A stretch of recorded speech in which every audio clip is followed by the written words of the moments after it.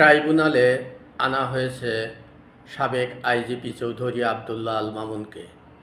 মানবতাবিরোধী মামলার প্রথম রায় আজ ট্রাইব্যুনাল একে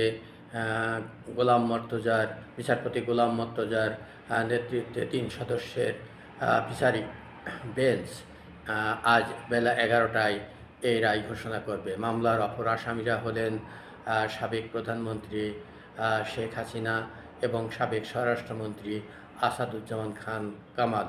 শেখ হাসিনা এবং আসাদুজ্জামান খান কামাল বর্তমানে ভারতে পালিয়ে রয়েছেন, যে কারণে তাদেরকে ট্রাইব্যুনালে হাজির করা সম্ভব হয়নি। কিন্তু রাজসাক্ষী হিসাবে প্রথমে মামলার আসামি হয়, পরে তাকে রাজসাক্ষী করা হয় চৌধুরী আবদুল্লাহ আল মামুনকে। তাকে আজ ৮টার দিকে বিশেষ পুলিশ প্রহরায় ট্রাইব্যুনালে আনা হয়েছে।